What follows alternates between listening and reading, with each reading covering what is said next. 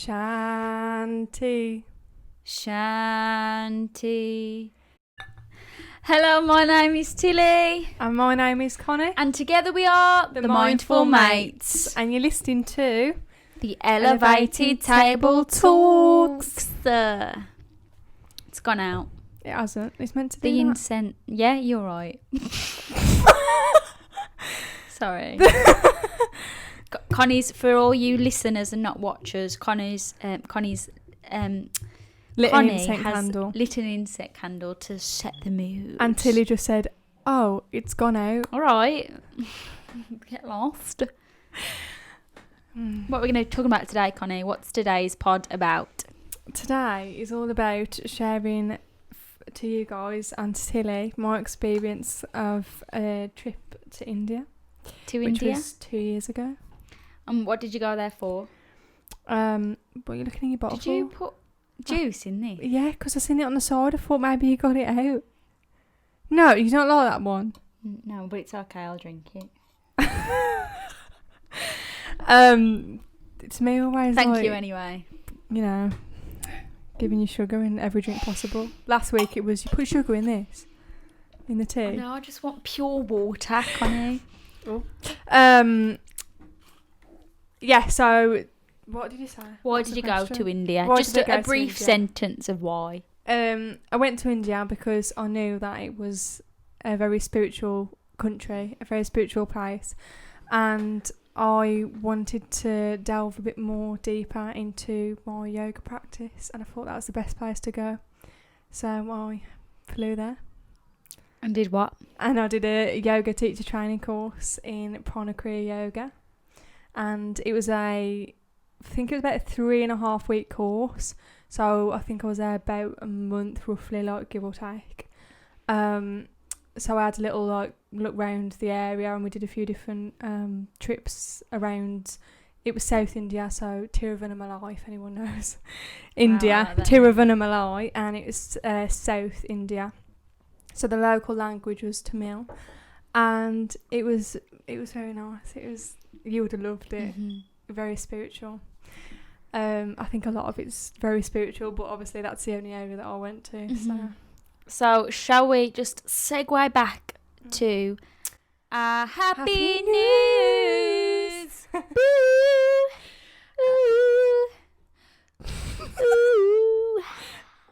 Go on. So this week is Connie's week to find a happy news topic. Take it away, So, Chigadika. happy news. Happy news. So on the 24th of August, there was a sighting in Mount Rainier National Park. Where's that? America. Okay. And although I assume, I can't remember. I think it was America somewhere. And it was a super rare female wolverine and her offspring. And Wait, Wolverine. Wolverine.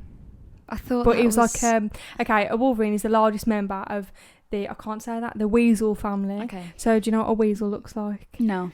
You. Let's explain. Fuck off. Do you know what a polecat looks like? No. Do you know what a ferret looks like? Yes. Bigger ferret. I imagined that. Even bigger ferret. Okay. An otter, but not in water, but massive and Okay. furry. And yeah, so it's a female and her offspring have been sighted in this national park, and it hadn't been sighted for over 100 years. So it's a very special moment for a lot of people that saw it. And this was because of the depopulation due to them being really sensitive to climate change. Oh. I know. So now obviously there's a female that's reproducing, so it's very sweet. That is lovely. Yeah. That's So made that's me a happy news. Happy news. Yeah. So let's dive, unless you have anything else to say, Go on. let's dive right into Connie's trip to India. What's wrong with me? Is it really like when we say India, it's like, because India's so big, Yeah. isn't it? Yeah. So, well, yeah. if someone went to England, they'd say I went to England. They wouldn't say I went to Birmingham. I don't think anyone would admit to No. that. So the vibe of this pod is Connie's going to be talking about her stories, and I'm going to be interjecting here and there with some questions, some burning questions that I have itching inside me that I've probably already asked, but I forgot and I want to know again. Okay. So do you want to start with me asking you a question, or do you want to go straight into it? Do you want to sort of know, like, from the very start of my experience? Yeah. So where I went from as soon as I landed. What happened? What made you choose? What was the first step into into you saying, I'm going to go to India? Okay. So a long time ago, obviously it was 2 years since I went, so let's say a year before that, 2017, so an old friend went to, I think it was like an event, or it was like a meditation class. I can't remember which one it was, but he was given this leaflet, and the leaflet was this yoga school, and he sent me a picture of the leaflet because I was really interested, and I didn't just look and just thought, oh, that's nice. Literally within the year I booked it and I was going. Oh my gosh. So, because it really sparked interest, and I was, at this point I was really like, I wasn't new to yoga, but I was like really like, do you know what I mean? Like in the practice I was like really deep. It still means a lot to me now, but when it's still sort of fresh, it's like, I don't know, it's everything. You threw your whole and self it really into like it. supported me at the time, so I was really like wrapped into it. So yeah, Carry on. I seen this leaflet and I thought, wow, I need to do this. So it was a 200 hour, which is your standard first teaching qualification for yoga. And it was a yoga that I'd never really heard of or done. I've never practiced that style before. What's it called? Prana Kriya. So okay. Prana is the breath, it's the pranayama, and Kriya is the movement of the pose, the flow. So did you know what it was you were getting into? Like, did you know? I could never say right here, right now, that I was prepared, because nothing could prepare me for what was gonna come. Because I'd never been to a Prana Kriya class, because all the classes were held all over London, and yeah, some of them were like events. Like I think they'd been to like one of the Birmingham NEC or something like that, but nothing that I'd ever come across. I'd never seen it before except for this leaflet. So I did my own research, I had a little look on the website and read as much as I could and found like a bit of history about it. But I couldn't get any more prepared than that. I read the books that they'd suggested to me before I started the course. But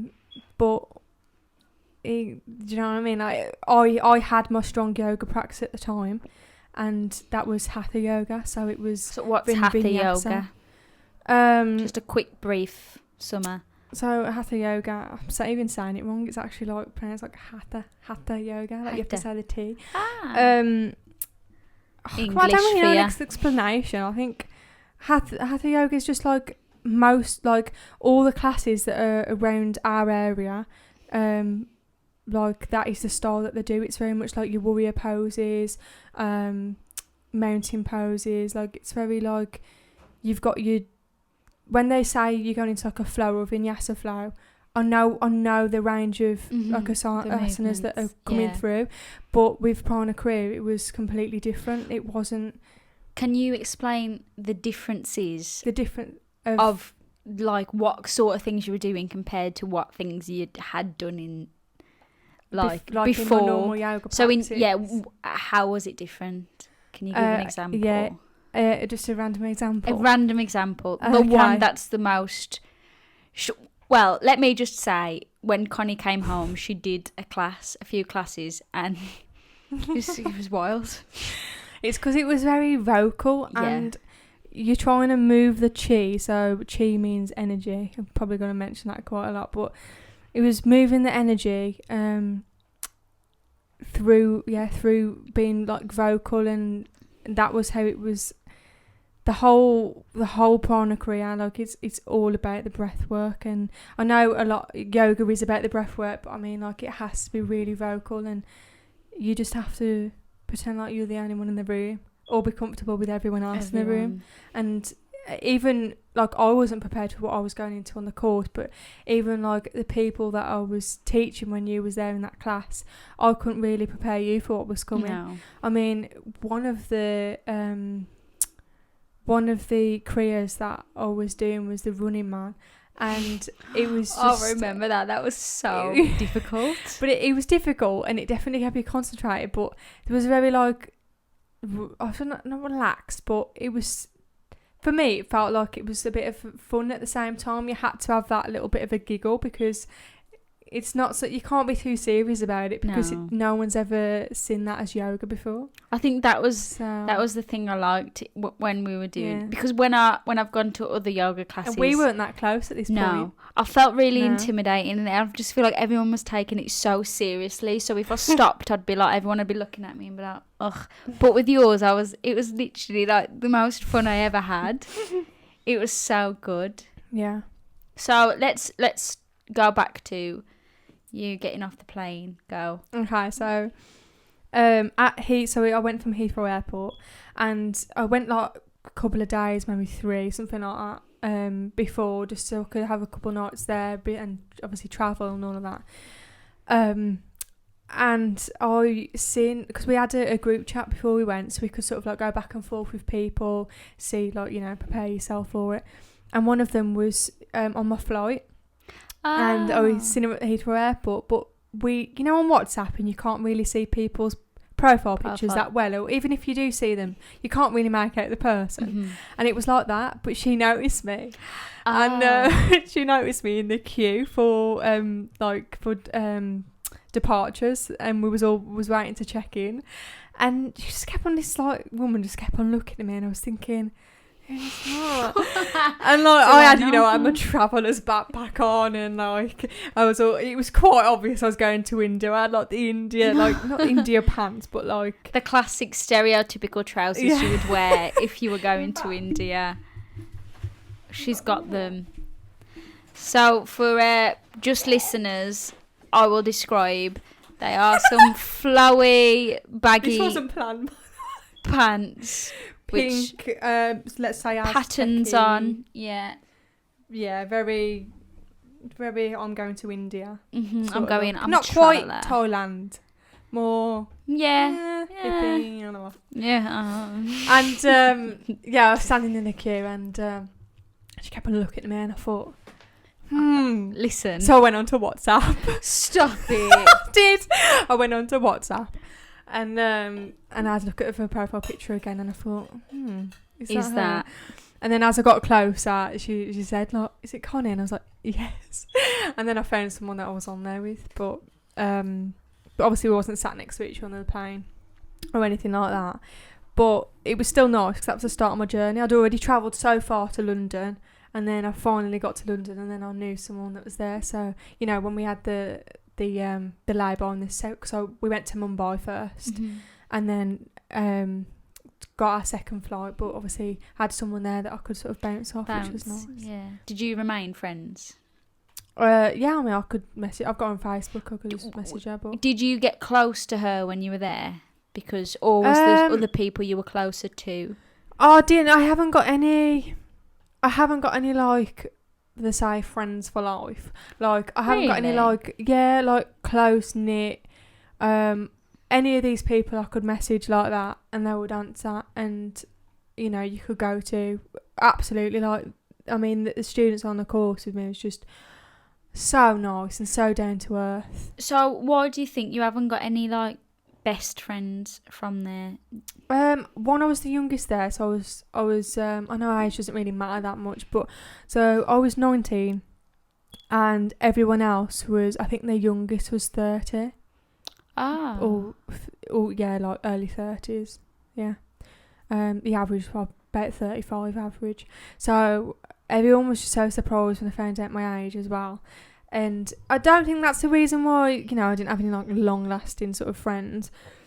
But we weren't there to make, you know, friends that you know, message, oh, how's your day, blah, blah, blah. Do you know what I mean? We were there, we were sharing a beautiful experience for that amount of time, and we're all there for each other, and we're all going through the same thing, and we'd still be there for each other now, but it's just wasn't necessarily like that. There wasn't a big... I think it would be different because if I was living in the like London, sort of that area, I'd be seeing them at the classes, and it wouldn't be like the experience ended, because they obviously see each other when they go to the classes, but I don't.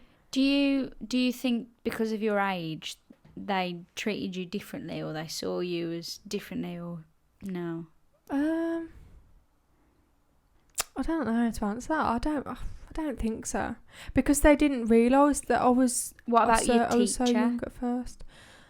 I think more sort of happy that there was sort of like someone from a younger generation there. Oh. And it was, I guess it sparks a little bit of joy that it was sort of like, it is for anyone. Mm-hmm. Like, it's not for certain ages or certain people that have, you know, like got to a certain age and then they commit to it. Like, anyone could commit to it if they put their mind to it. So it was nice to have that younger person see how it affects them. Yeah. So there's a question here which I think links. Okay. Did you meet anyone that had a deep impact on your life and helped you grow? I think everyone played a part. I mean, because it was such a, like, you had to be fully immersed into it to be able to, I don't know, like, you was in it together as much as you're in it for yourself. So it was sort of inevitable that you was going to be impacted by everyone around you. Like, if there was a bad energy or someone was a bit down, then everyone would just sort of, like, be there for you, or some people would just give you advice, and then that would have even a small impact.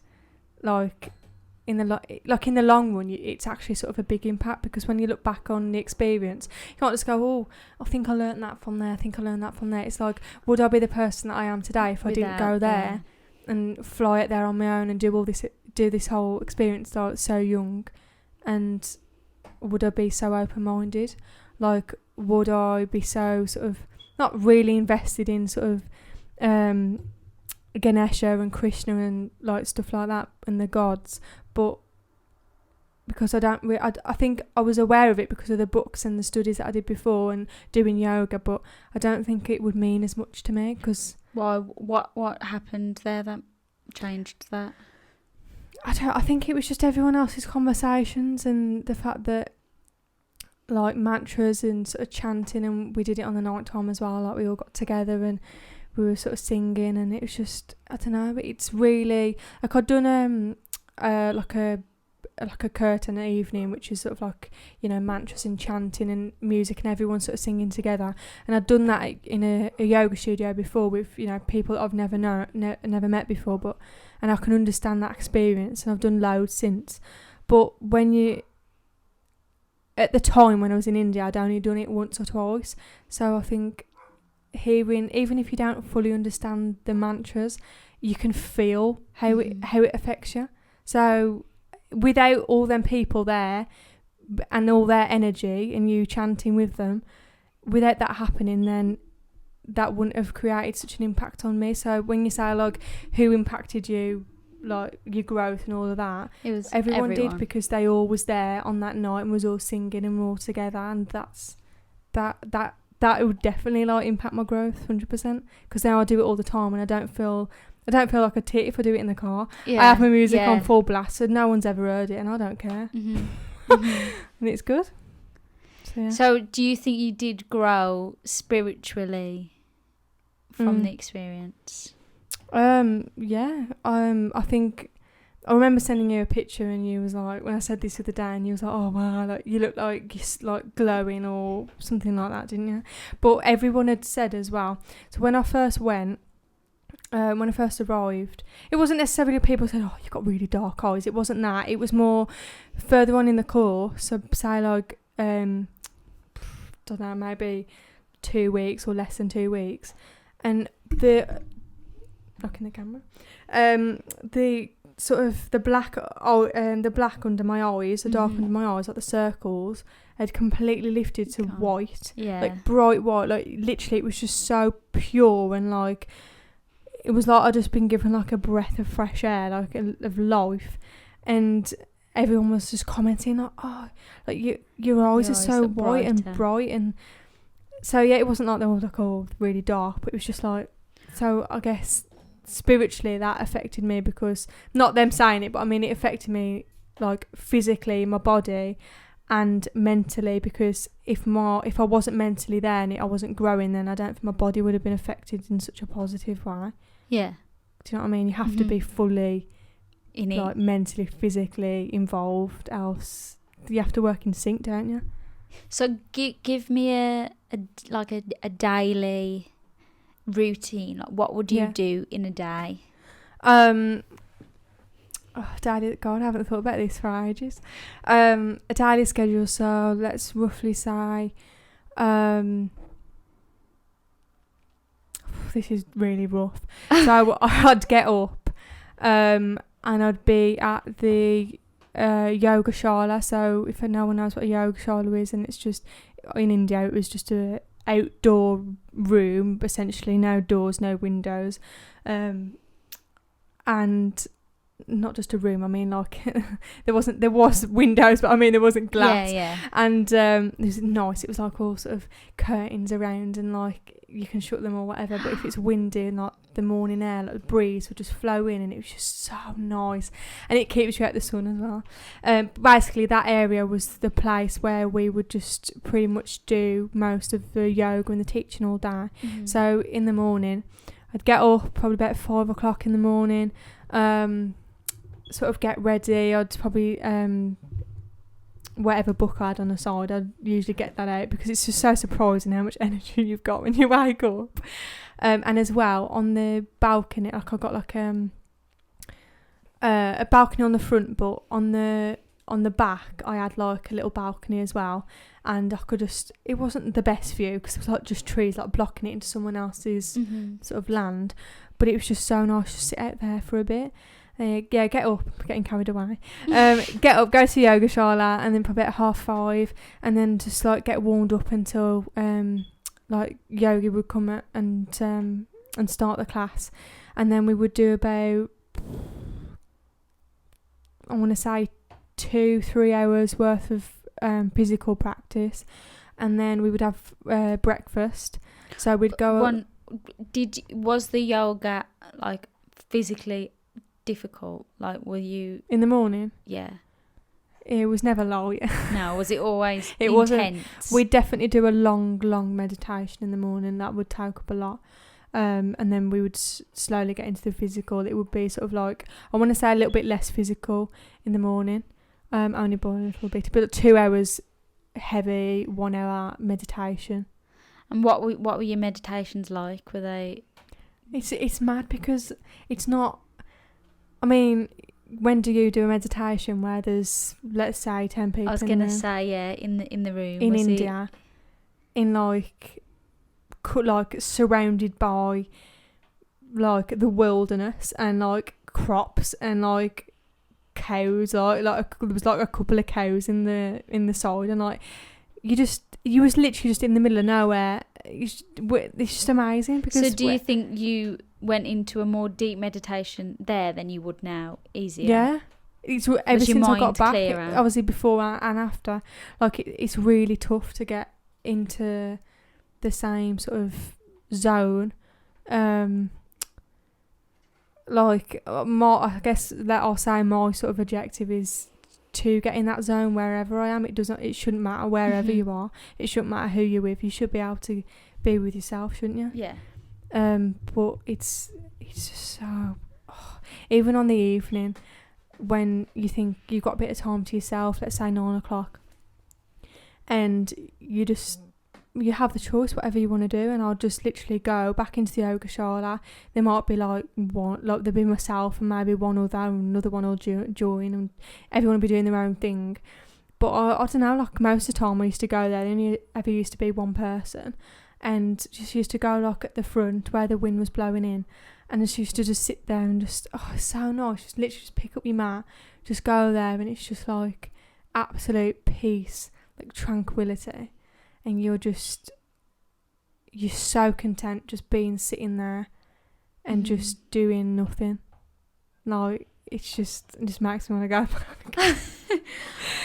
This is why I really want to go to India. Yeah, and obviously it's not just because it's India. It's not like I'm sitting in a temple. It's not like I've gone to India to sit in a temple and meditate. I was literally sat on probably a stone floor. Do you know what I mean? It wasn't nothing, but it was something. Yeah. So. Okay, carry on with your day. So sorry. That was me. Segue. So and then I do practice for about 3 hours, and then we'd go and have breakfast, however long it take us. There's always fresh tea as well. I'll go into food a bit more fresh later. Tea. And with like all the herbs and everything that's grown. Wow. And then we would go back to, after breakfast, we would go and do theory. So we do theory for a couple of hours. What was your theory was? So we'd all sit there on our mats, and then we'd have like a PowerPoint presentation, and then our yogi would be at the front, and he would just like guide us through like a bit of anatomy, going through different kriyas, like different, like the names for the kriyas, and like we'd break out and have a mantra, and we'd go through everyone, and we'd break down a mantra. So the Gayatri mantra that I said before, Bahasat, that one. We would go through it step by step, so everyone knows what it is, and the majority of people knew that anyway. And at this point, I'd only heard of it. I didn't know this off by heart or anything. Yeah. So this was a big deal for me, because when you put on the spot and you start it off, and he goes, right, points at you, and there's everyone there, we're all meditating, we're waiting for our turn, and he's like, right, you go on. And I'm there like, Bob. Yeah, and you can't just do, like, you need to fully commit to this. Like, if you're doing it with lack of heart or lack of, like, vocal, you need to... He'll call you out. You do it again, and you do it again and again until you actually have passion to do it. And when you don't know it off by heart, it's very tough. Because you're just basically mumbling. You're like, Bahasata, I don't know it. Like, you don't know. But I don't know. It's like out your comfort zone. And but by the time that person, like, everyone has gone round. So for example, because I didn't know it, after a while, Ned knew that I definitely didn't know it, we'd go through the other side. So we'd go the other side of the class, and everyone, would go through it, everyone that knew it, all the way through it. And then it'd get to me, and hopefully I'll know it by then. And we would just keep doing that. Anyway, so yeah, theory, a couple of hours. And then we'd go and have lunch. We'd have lunch, and then we'd come back, and... pretty sure we go straight back into... we'd have a meditation, because obviously you just had food. But there's always enough time for it to go down, because it's quite light meals anyway. We'd go into like a meditation, like, and then you'd go physical and all of that. Was it a guided meditation? Most of the time it was guided, yeah. Because who guided you? So the yogi would guide us through it, the teacher. Because most of the time, like, he's guiding you through the kriyas that you need to eventually teach at the end of this course. So you need to fully have the experience yourself. You need to know all the feelings. You need to know you need to know the guide, so you can teach other people. But I don't know. It was just so nice. And then when we'd get onto the kriyas, we'd get people, like, we'd all do it. So he'd guide us through. What's a kriya? The movement. So for peeps that. So yeah, that he would guide us through it, and then once we did that, he would then we would do it ourselves, and then he would we'd get whoever's, for example, doing it wrong or, like, not right, we'd be brought to the front, and then everyone else would someone would be picked to teach it to them, and then you would teach it to them after. Do you know what I mean? So you'd all be up at the front of the class, and you'd have to do it on the spot. So it really tests your ego, because 100%. If you're someone that doesn't like getting up at the front, or if you're someone that doesn't like being picked on to say that and you don't wrong, know these people. Yeah, you still don't know them. He was really testing your ego. Yeah. And then did you notice a difference from, like, the beginning, if you were, like, scared to go up to the end? Or were you always just not really but bothered? I mean, there was a lot of people that would just burst out crying if they got, picked to go up. Really? Just because, like, I mean, these people are, a lot of people were already trained in teaching yoga, so they teach yoga back home. Used to being the centre of attention, like going up to the class, but the way that the teacher was, he was testing you and putting you on the spot because it would help your growth at that point. But at the time, if you're sensitive, for example, you're tired or worn out, you are going to just break down. And I've got to say, I never did when I was there, especially not. I mean, maybe I'd have like a little meltdown when I get back, because just general emotions, because it's just like flooding. I'm doing all this practice. I'm going to get emotional at some point. It wasn't because I didn't want to, like, I wouldn't want to show my emotions in front of other people, because it just, if I felt like I was going to break out in a cry or laughter in front of everyone, then I would have. There would be nothing stopping me back, holding me back, but it just never happened. But then, other people would just sort of start crying, and then you won't comfort them because they need to deal with that themselves. So do you think you changed a lot from the beginning till the end? Yeah. I want to say yeah, in terms of like being put on the spot and not perhaps being as nervous, but I don't know. I didn't. You're not really a nervous person. I'm like pretty easygoing anyway. And everyone knew that I was pretty just chilled out, and a lot of people was like, "Oh, you just like dropping the lighter." What about people around you that you were in the class with? Did you notice a difference with some of them? Like some people that might have been a bit shy at the beginning? Yeah. There was one lady, she was really sensitive to a lot of things. Definitely sensitive to thinking that she was always getting sort of like picked on to do things. And so she was always breaking down, bless her. I think she was in her 50s. And okay. But did you notice the difference at the end? Yeah, at the end it was, I could tell she was working through it more. Still a bit emotional, but a lot more like strong-minded, let's say. It's sort of like not being picked on and thinking it was her because her ego was telling me it's her, she's doing something wrong. It was more she just needs to deal with the suppression that she'd been holding for so many years, because clearly that's what it was. Yeah, because at childhood maybe she was always put down and told she wasn't right, and at this point when your ego's being majorly tested and you're literally like, it was her inner child coming out and like, and you're awakening. Your Prana Kriya is like you're awakening the Kundalini. So the Kundalini is the energy, like, sort of like at the base, and you're moving that energy, that suppression and the fear and everything. You're moving that up.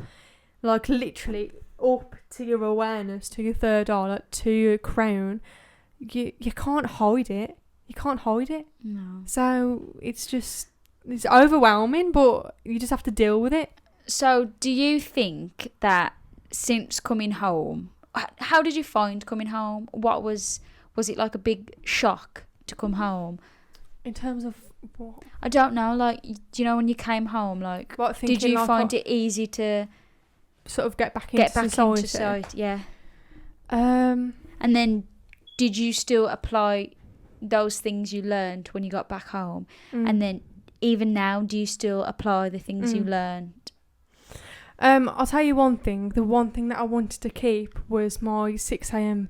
meditation, because I was told that's the best time to do it, and it's not a thing that I do because I am shocking at mornings, and no matter how much I tell myself, I'm absolutely shocking. And I thought, well, maybe if I'm shocking, it would help, but I can't. Why do you think you were able to get up in India and not now? Is it because you had nothing else to do? No, there's no the schedule's there of the day, and you're literally scheduled from morning to night, literally like 6 till 9 at night. Like, I don't know, you're in a different country, and I always find this really easy for me. As soon as I get out of this country, I feel like, well, I'm like free, and everything that was, say if you sat in a plane, everything that was just like pulling on you, and all the stresses of like modern life and jobs and expectations that people have got for you, people that have known you your whole life and family, all them down there are not with you up there. And I think that's why I've been on holiday a lot on my own. Mm-hmm.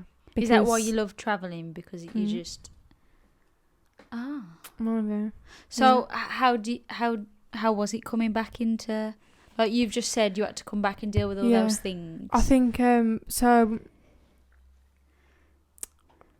I mean, I come back, but when I was there, I'd already booked my next holiday. So that's just saying something, isn't it? Yeah. I was literally jumping jobs for about maybe a month. Just 6 weeks, and then I was away again. And then once I come back off there, another month I was away again. So 2 months after that I was away again. It's a constant cycle. So I didn't really have to accept that I was back because I knew that I was going again. Okay. Do you think you had a clearer view of what you wanted in the future and what your life was going to be when you came home? Did you think when I was there? Yeah, like did you figure it out when you were there where you wanted to go? And not necessarily. I definitely let that go with when I was going out to India, I had all these expectations of everything back when I got back. But then when I was there, when I was coming back, I realised that none of that matters. And I just need to just chill out because this is me and this is now. So whatever happens because it's meant to happen. I don't need to just be so regimented and plan everything.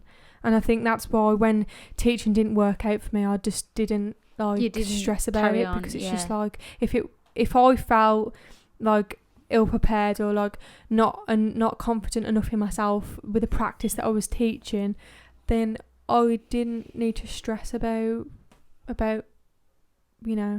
expectations of everyone else. Because do you still apply that now? Do you still like let go of expectations with everything you do? I don't think anyone can say that because it's too hard. That's everyone's sort of like drive, isn't it? But there's always days that you just completely switch off and you think, and you say to me, Connie's be present, like, what are you doing? And then you have this sudden like little epiphany thing and you're just like, I'm not present. Why am I not present? Like last night, I was so present and like, I was aware of I needed time for myself and I needed it right now. Like, just drop everything. You need to do it right now. And I literally got in my room and lit a candle and had my different music on my speaker and my favourite song as well. And it just like, I don't know. I think I was just sat there in my little meditation, like my little meditation mode. I felt like it was a little pod, and I was just sat there, and I was just like, I didn't care who was coming in or what was happening. I was just so chilling. I was just sort of, it was nice. Because I think sometimes if you set like a schedule and say I'm gonna meditate every day, you have more of a benefit. I think if you're in the present moment and then you do it when you feel like it's... There's two sides, isn't there? Because there's the people that I follow on social media and they're like, well, you need the schedule there. Yeah. And you need that direction because that's what's going to benefit you in your whole day. So it's the sort of, I don't know, like it's the beginning of your day, you meditate and then everything else will go on from there.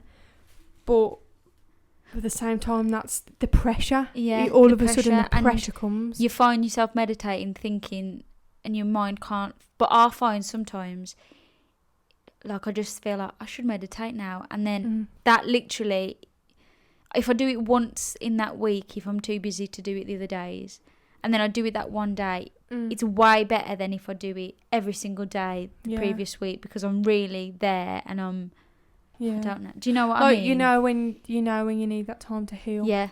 There's definitely two sides, and I think it's whatever works for you. Yeah. Some people are like a sort of their program like that. They work with schedule and they work, and that's how their life runs. But for other people that are more relaxed, I'll say you're more relaxed. You're more sort of like go with the flow. It depends because some weeks I'm like I'm gonna do it like every day. Depending on the mood, isn't it? Yeah, and then some weeks I'm like, you know what? I'm going to do it when it's calling out to me. Because I feel like if you're present all the time... That is your meditation. Yeah.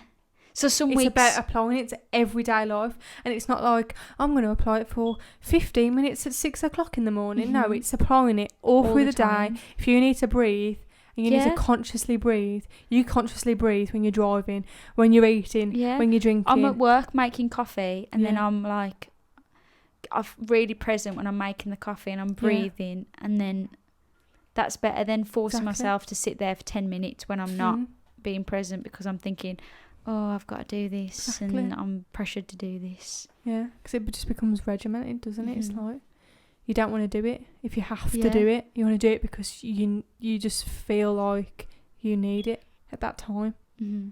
So, yeah. I mean, last night I think I sat there for ages. Really? Because I know that I just really felt it. So yeah, like some nights you can just spend the whole night doing a little thing. In your little zone. So let's talk about whatever you've got. The stories. Yeah, go on. I do a bit of stories, okay. We're on 40 minutes. I haven't even scrolled on my page.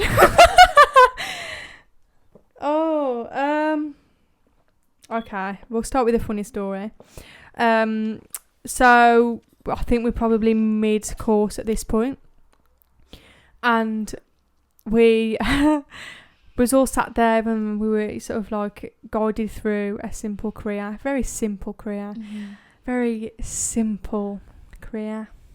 And I like that she's really simple. She's exaggerating. The hamster's got out. Oh my gosh. Guys, BRB. So everybody, my hamster just escaped. He was in his little exercise ball that I put him in, and then all of a sudden, I just saw it in the corner of my eye, like the hamster's escaped. And he doesn't like being picked up, does he? So he's not exactly the friendliest. So it was a traumatic experience. Anyway, we completely lost our train of thought.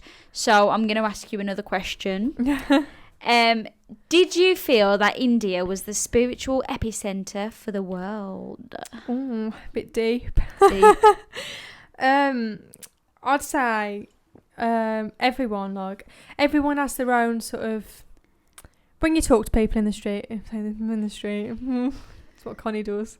When you talk to friends, when you talk to customers, when you talk to anybody, and do you ever find that they sort of go on a tangent about a place that they go to regularly, or abroad, or they've got a holiday home, or a place that they sort of like love? Do you know what I mean? You don't get that. No. I guess with my job, I'm a bit more. It's very personal, isn't it? Like, I don't know. I'm giving them a massage treatment for like a good hour or up to 2 hours. So don't talk about massage because I'm so excited. Tilly's getting a second one within her weekly massage. Anyway, I talked to a lot of people, and in the past sort of week, I've been talking to people about their favourite sort of the question from last week. I think we dodged that. So sorry, guys. We weren't prepared. I haven't prepared a document, so I'm a mess. Yeah. So I was talking. The last person I spoke to, they said Mexico, so Cancun, and it's a place that they go with their family like quite regular, and they're retired now, so kids come and go whenever they want, but it's their place that they just feel absolutely just content, and it's just their absolute ultimate favourite place to be, and it's just where I don't know, I guess where they feel oneness and sort of whole, and they're meant to be there.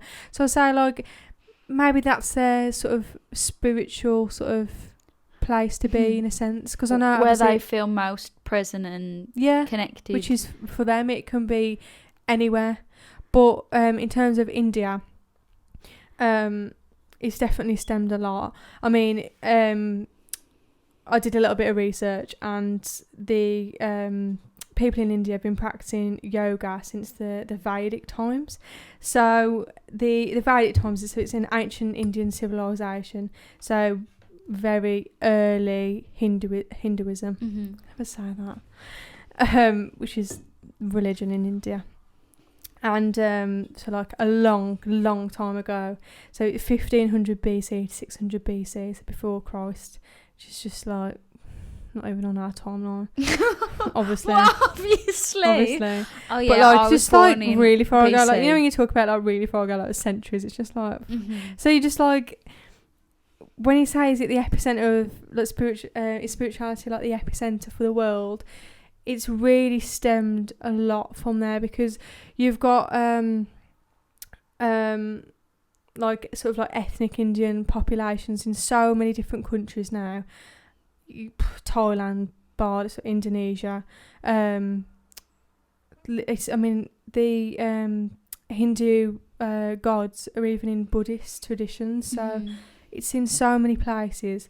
So it sort of is the epicenter for the world, because it's all stemming from there, and different like Indian populations going everywhere. They're all bringing that with them, and then it's being transferred across to us. I mean, I just love Ganesha, because I mean some people call it Ganesha.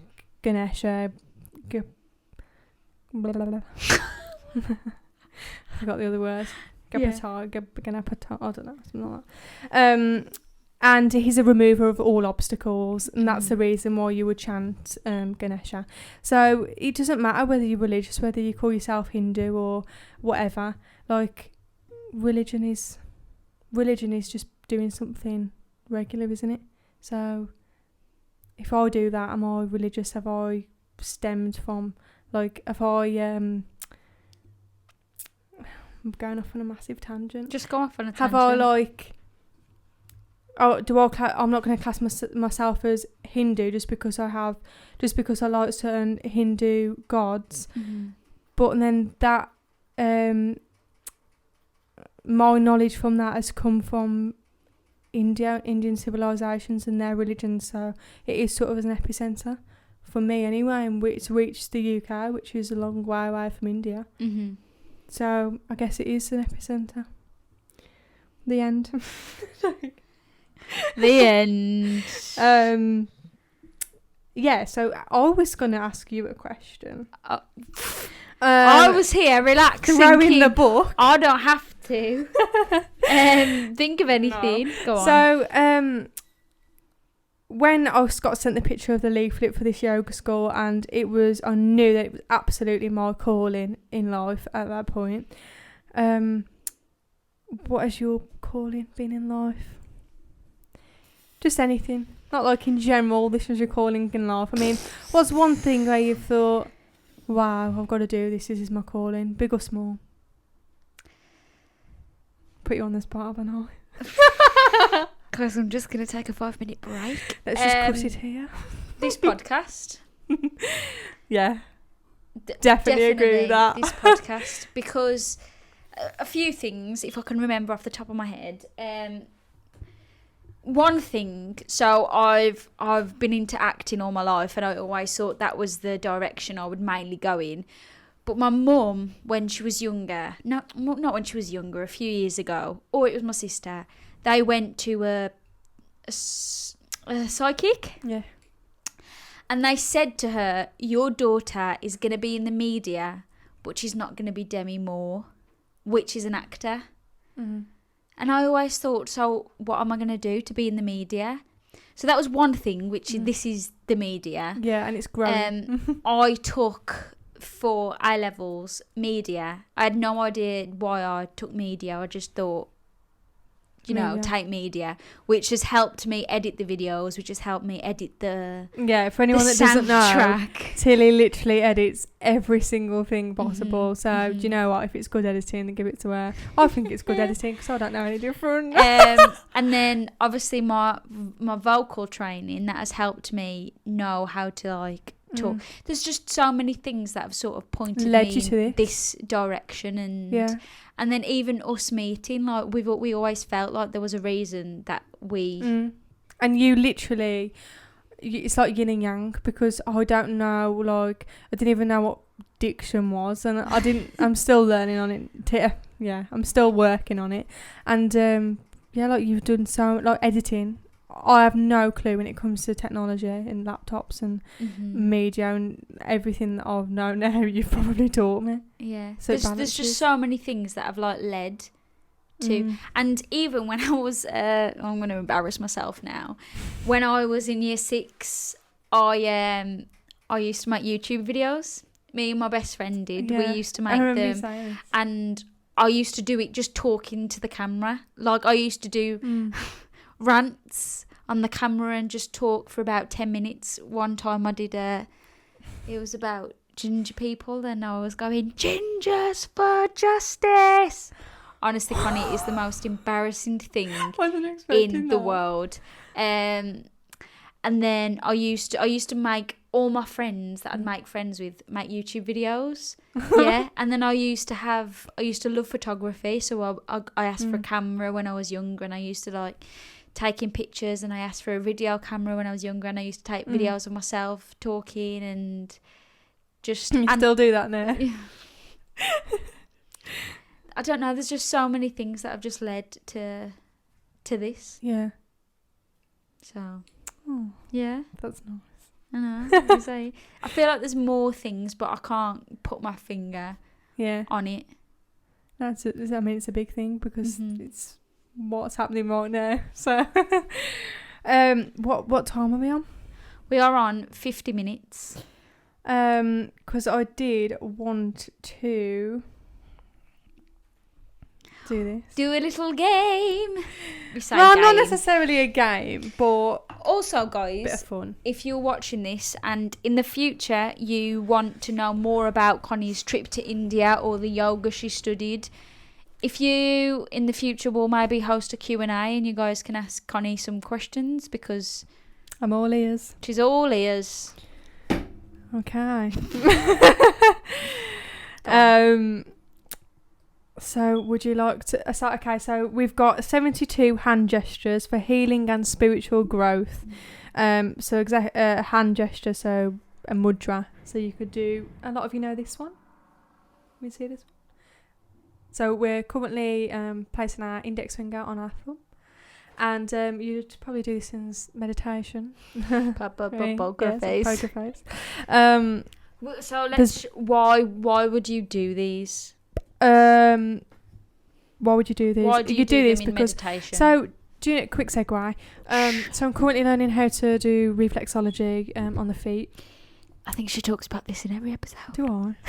No. Which is the body map on the feet. So every reflex on the foot will essentially stimulate. You're giving me that fast stimulate each sort of like area or organ of the body. Guys, let me just tell you, I'm so excited for Connie to finish a course so she can get a load of these bad boys. My feet are so dirty. That's disgusting. Oh, you're having a full body massage again? No. Yeah, so there's so many mudras that you can do that will have completely segued off the feet, but basically everything on the feet maps onto the body, and you can do it with your hands. So obviously there's hand reflexology as well, and instead of doing it, having someone to do it for you, you do the gesture yourself, and every point that you apply pressure to on your hand, and every way that you do it will sort of stimulate a certain place in your body, which will encourage healing, self-healing, which is always good if you ain't got a partner and ain't got no friends. Me. So this is shuffle to random, and Tilly can pick a card. Pick a card, any card. Pick a card, any card. Might have to hold it, to be fair. Oh, this is tip it a little bit. Guys, this is really difficult. Shuffling the cards. I've got a card. Are you holding it? Oh. Whoa. Go on. You're not gonna... Oh, am I doing it? Okay. I don't know. You do it. Okay. So this mudra is called... She's gonna pretend to know how to say this. Avahana mudra. So it's about its connection. Like a connection mudra. So you're going to get your it's both hands, so pan them out like you're doing a Put your palms in front of your face. Get your 2 thumbs, and you're going to touch so you know where you've got your lines on your fingers. You're going to touch the bottom part before the line and your ring fingers. So imagine you've got a ring on there, and it's literally just on the ring or above the ring, and that's where you're going to keep them, and you're going to touch your pinkies. Oh no. Yeah, you're going to touch your pinkies together. Yeah, that's it. And then you're going to touch the not wrist bone, the sides of your hands together. Sides of your hands together, yeah. Let's go with that. So that mudra. In English, it's invocation or invitation. The technique, so raise the hand. Oh, I could explain it on this. Oh my gosh. Raise the hands in front of the face, palms facing you, with the side of the hands touching. Place the tips of the thumbs to the base of the ring fingers. Keep the outer tips of the little finger pads touching and spread the remaining fingers. Application. In a comfortable seated position, form the mudra with both hands. Resting the hands in your lap, palms up. Soften the chest and the belly, allowing the ribs to move freely as you breathe in a natural rhythm. Hold for 5 to 45 minutes. To increase the healing potential, I'm not going to let you do it. To increase the healing potential, or in the case of acute symptoms, practice 3 to 5 sessions per day. For 45 minutes per day? So basically, you would, depending on your issue, you'd pick a mudra, wouldn't you? And then you would do that to self-heal. The benefits are grounding, centering, improves digestion and assimilation, strengthens devotion and connection with one's personal deity. So sort of any sort of God that you look up to, yourself, and or principle of divinity, so truth, etc. So guys, if you haven't already done our meditation, or you want to do our grounding meditation again, you can try doing that while doing the meditation, because if it's for grounding, then it linkages. Yeah, exactly. You can pick anyone. So every Thursday we upload a meditation which links to the podcast topic. So last week's one was a grounding meditation, so check that out and do that at the same time. Yeah. And this week's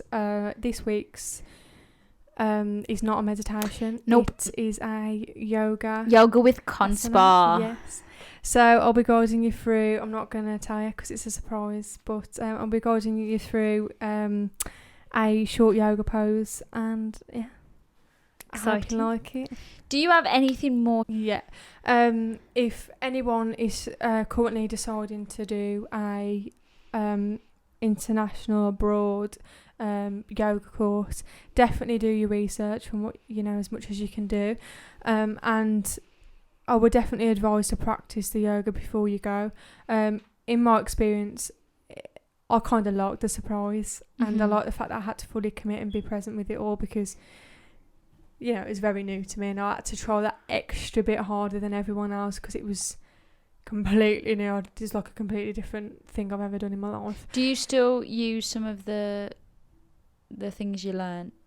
Yeah, I've got yoga. I was going to show you some later. I've got my folder with some that one of the students that was on the course, she writ them all out and writ all sort of the benefits and stuff. So do you still only certain ones? So there is like a handful of favourites, and one of my favourites, I can't remember the exact name, but you're in a simple seated position, and I don't know whether I've showed you it before. As you inhale, because it's all about breath retention, so you're holding the breath, and then you as you breathe in, you're imagining that there's a little lotus flower on the top of your head, and then you're holding the breath, and then you're going to spin from side to side in front, and you're literally making the petals, you're making the lotus flower. Yeah. And then as you come back, then you're exhaling the breath, and it's so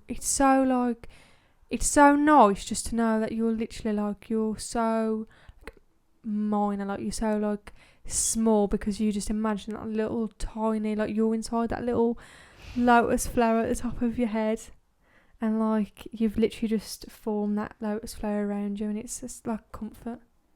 So that's sweet. Yeah. Can you so we've got a bit of time left. Do you want to tell us any funny stories? Yeah, I was going to get into that. The milking the tongue. Oh, okay. I've got 2 stories, so don't let me forget. So the first one. I know one you're going to tell me. Yeah, you do, don't you? You're going to tell it? Oh, no, I'm not saying that one. So the first one is milking the tongue. So if you don't know what milking the tongue is, milking the tongue? Milking the cow? Oh, my God. Well, yeah, it's milking the tongue. So you get coconut oil. So we're all sat in a circle and thinking, what's going on here? I've never done this before. To be fair, I think I did do it before, but anyway. You're all sat in a group outside because we're all ready to dribble. So you obviously get yourself in a nice open outside, you know, like you don't want to wreck anything. You get the coconut oil. It's obviously like solidified. And then you're putting it in your mouth. You've got your tongue bobbed out. You're in a yogi squat. And you're literally got your tongue, you're fully getting that tongue out, and you're literally milking the tongue with the coconut oil as much as you can. Keep doing it, honestly, for as long as you can. And how was it? Do you know what? When you get over, you don't really get over the heaving of it. Pardon me.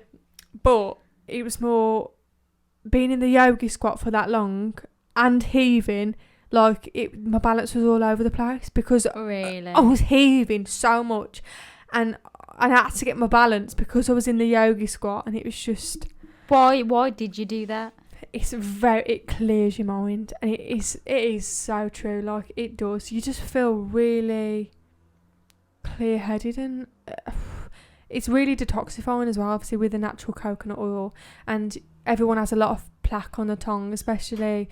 I mean, I don't know whether anyone cleans the tongue. I mean, you're meant to. And yeah, so all that bacteria, if you're not cleaning your tongue properly, you're gonna ingest that bacteria and the toxins back into your system. So I guess it's really good to do it on a regular basis. Connie suggested we do it on the podcast today. Yeah, and she just said no. Am I fucking milking my tongue in front of people, heaving, throwing up? It's funny, I didn't say it on the pod. I would have meant you like said when on we was the out. pod. When we was out, we could have done it when we was out. I thought you meant on you the pod. You would have done it. Yeah, but we still would have showed everyone the recording. You don't have to record it, Connie. We could have done it not recorded. Well, we'll do it anyway. Okay. Go on. Another story. One last story. So, so yeah, we was... Wait, how did I segue off this? Because I was on about this before. Simple, what I was saying before. Okay, so we're all sat, we're all about to be guided from another Kriya. Normal day for us. And all of a sudden... Normal day in the office. It was on the evening. And it was a laughing Kriya. So, and I did teach this when I was doing my classes. This is so my favourite. Tilly has done this. We've done this on the pod. Yeah, we've done this on the pod. What pod was it now? I don't even know. So you purposely laugh. So essentially fake laugh. And it's really from the belly. It's like, I mean, yeah, fake laugh until you real laugh. But this was fine. Everyone was doing it together. Like, a bit weird at first. Everyone's sort of like looking at each other thinking, oh, I'm daft, are you daft? And it's a bit like ego, sort of like it's really affecting you. And then someone wasn't doing it. Maybe they felt a bit, uncomfortable, yeah. So they had to go to the front and do it in front of everyone. And then it turned into a pattern where everyone had to do it on their own at the front and did it in front of everyone. And the opposite emotion to laughing is crying. So we had to do that. So after literally hours of doing it non-stop, practicing it, laughing, and then all of a sudden the teacher will go click or say switch, and we'd have to pretend to cry. And we'd have to keep doing that. Did you eventually cry? Yeah, you would eventually. Can you show me a fake cry? How would you have done it right now? Yeah, I can't bother to feel that right now.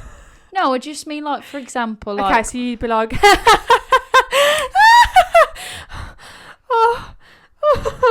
But you'd make the noise like really shitty acting. But when you're really tired after so long, it's just not hard.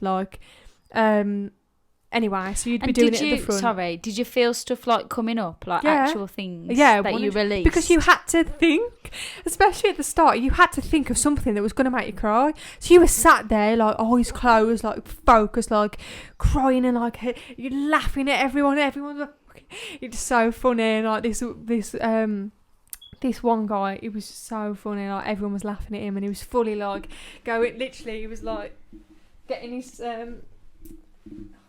body, and he was literally laughing, a full-on belly laugh, and he was but he looked like he was off his trotter. Really? I'm not kidding. Looked like he was on some sort of weird drug. And everyone was laughing at him, and then it took the attention off you, and then everyone had to come up one by one and do it in front of everyone, so everyone was silent. Yeah. And then you would start it off, and you say, right, we're gonna cry, we're gonna laugh. So you'd start laughing until it's real. Everyone, all eyes on you, which is really intimidating. And then you'd switch it. So once everyone's joining in, you'd be laughing. And then you'd be and then you'd start crying, and then everyone would follow.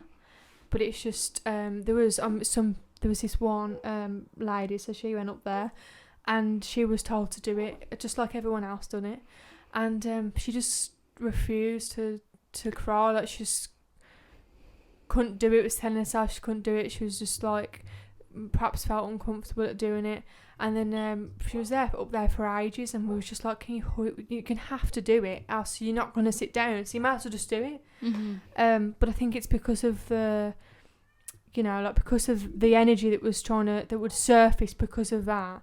She just didn't want to do it, suppressing it even more, yeah.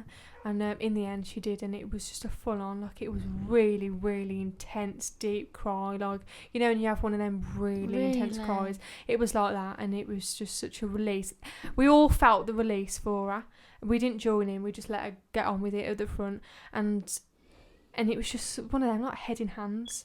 And it was really beautiful at the same time, because you sat back down and it was like a weight had been lifted.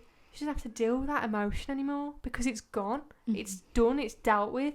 So that's just so nice that you can do that, because you just don't always find the time to do that with yourself. It's so strange, because you think of the kind of people that would go to these things as being open-minded and, Yeah. But it sounds like a lot Nothing of them more were... than yourself that can test yourself. Yeah.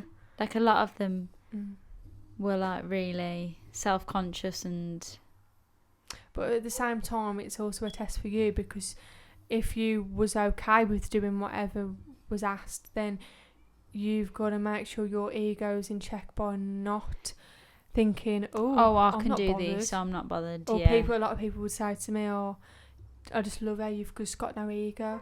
And I was always really aware of whether I was ever going to have a feeling of my ego sort of saying, look at me, I ain't got no ego. I'll go up to the front of the class. Yeah, and you will be very mindful of that. And if you do feel like that and do get them, them emotions, then you should definitely speak it out, because you don't want to. So do you think, because obviously you haven't carried on teaching it, you've not, after knowing what you went and did... Yeah. And everything you learned, would you change your experience? Do you think you grew there and that it's worth the money you paid and the trip you had? Yeah. 100% definitely think it was worth the money, not only because of my experience, but also because of the foundation that it was. It was just a community, and there was a school that they'd built on there for disadvantaged children that couldn't afford education and they wasn't having good diet, wasn't having meals in the day, and meditation was on the curriculum as well. And these children are just so grateful of being able to go to school, and your money is not only going towards you being selfish and focusing on yourself and your experience, but it was also going towards a sustainable thing, a long-term effect that's going to help younger generations. Is so lovely. So yeah. Do you think why isn't teaching for you? I don't think it's not for me. It's just I think the style is not necessarily for me right now, but I would definitely go into teaching the style of yoga that I practice all the time. I'd definitely look into a course that was like Hatha yoga, which is sort of classes that are available to me around here. How come? It's available to me around here. I've got so many people I can bounce off that know this style of yoga, that teach this style of yoga. But would you prefer to do the one you learnt in India if it was available? I can't answer it fully because I know that if it was available around here, I would 100% be there. Like I would. It was just I can't explain to you what the benefit. Like I can't explain to you what benefits are because you have to know. You have to experience benefits yourself. You can't just explain it. Yeah. You can only go so far. But yeah, I mean, if I ever went to London, I'd definitely go there. So what's stopping you from starting it up yourself? From you starting? I feel like I can't get the support that I need to start such a niche like yoga style around here in the Midlands when I don't know anyone that knows this or does it, or it's very much distant. And I know there's online. It's only like sort of recently in sort of lockdown that I managed to get a laptop. So when the school actually started classes online, you know, I had people from the course messaging me like, oh, you know, they're free to start with, blah, blah, blah, you know, you can get them. I couldn't get it up on my phone. I couldn't get Zoom on my phone. I remember when I did a yoga class and I wasted the money because my phone would not work. Really? So I would have done them. And where am I going with that question? You would have if there was more people around here. If I lived in London, I'd definitely be like fully immersed into it. But so in the future, can you see yourself teaching it? Yeah. If it was teaching yoga? Yeah, the style you learnt in India. If the course was here. If the course was near here. Can you just tell that I really want Connie to carry on doing classes because I enjoyed them so much. I feel like I need support. More. Yeah, like I like to bounce off people. I'm very chatting and very like open. But can't you teach? What? Don't know. I don't know. I don't know where I'm going with that. It's because the course was an intense course. Okay. So it was like a 3-week course. So the yoga that I practice all the time, and I practiced like years prior to going to India, you know, I thought I was actually a yoga professional. And then I went there and I was like, I'm not a yoga professional. And I feel like I'm not at the right time in my life where I know enough about that style of yoga to teach it after a 3-week intensive course. But the experience is for a lifetime, but the course content was not. Okay. Yes. Yeah. But I definitely want to teach Hatha yoga. I don't want you to teach that. I want you to teach that. You need to come to some classes, me. I keep telling you. But okay. Anything else you want to add? Rate your experience out of 10. I wish I had a comparison because I haven't been to India since. So a 10. Do you know what I mean? Because I haven't got a solid comparison. Is it every experience is individual anyway, isn't it? It's like so. Like when you talk about experiences of you being on a holiday or going places, it's different. You can't say, "Oh, that's the best experience ever," compared to blah blah, because they're all going to be best experiences. Okay, very true. And one last mantra that I learnt, dead simple. Shanti, shanti, shanti, which means peace, peace, peace, like peace for all. So I think we should finish with that. Okay. So thank you all for watching. We hope you enjoyed Tilly interrogating Connie. Okay. Please like, subscribe, share. We're available to watch on YouTube if you're listening. Yeah. Don't forget to check out our weekly meditation or yoga videos on YouTube every Thursday at 5 p.m. Yeah, and tomorrow we've got our first yoga one, so yeah. Not tomorrow for you guys. We're recording this Wednesday, so it's Thursday it's going up. Yeah, but they're listening to this right now, which is Wednesday, so tomorrow is no, yoga. they're listening to it on Sunday. Oh, yeah. Sorry. Oh, my God. Okay, guys. Thank you so much for watching. Okay. We're going to finish with that quick mantra. Because we haven't got our mugs, so we can't cheers. So we're going to start off with an arm. So do you want to join in? Mm-hmm. Okay, it's going to be like, take a deep breath and we're going to do it. Bigger one than that. Start again. Okay.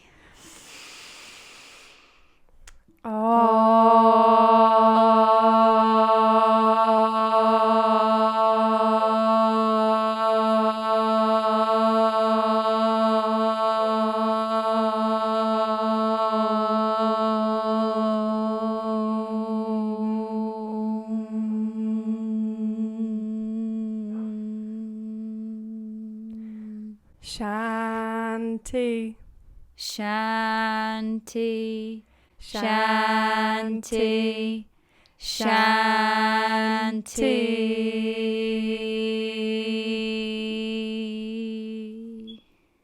That was cute.